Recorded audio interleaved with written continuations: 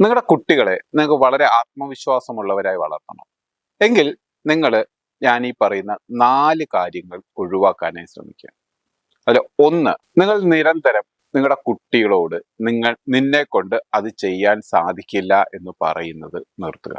2, നീ എന്തുകൊണ്ട് നിന്റെ ചേച്ചിയോ പോലെയോ ചേട്ടനെ പോലെയോ ആകുന്നില്ല എന്നുള്ള ചോദ്യം ചോദിക്കുമെങ്കിൽ അത് മാറ്റുക.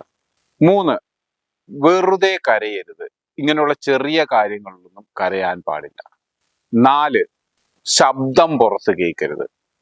പ്രത്യേകിച്ചും കുട്ടികൾ കരയുന്ന സമയത്ത് നമ്മൾ സ്ഥിരം ഉപയോഗിക്കുന്ന വാക്കാണ്. അതാണ് ഏറ്റവും അപകടകരമായ വാക്ക് എന്ന് പറയുന്നത്. ഈ 4 കാര്യങ്ങൾ നിങ്ങൾ പറഞ്ഞു കഴിഞ്ഞാൽ അത് കുട്ടിയിൽ ഒരു കൺഫ്യൂഷൻ ഉണ്ടാക്കാനും അവൻ അത് ചെയ്യുന്നത് തെറ്റാണ് എന്നൊരു തോന്നൽ അവനിൽ വളർത്തുകയും അവൻ ഇൻട്രോവേർട്ട് ആവാൻ ശ്രമിക്കുകയും ചെയ്യുമെന്നുള്ളതാണ്. ഈ 4 കാര്യങ്ങൾ നിങ്ങൾ ഒഴിവാക്കി നോക്കൂ. നിങ്ങളുടെ കുട്ടിയിലെ കോൺഫിഡൻസ് കൂടിക്കൂടി വരുന്നതായിട്ട് നിങ്ങൾക്ക് കാണാൻ സാധിക്കും.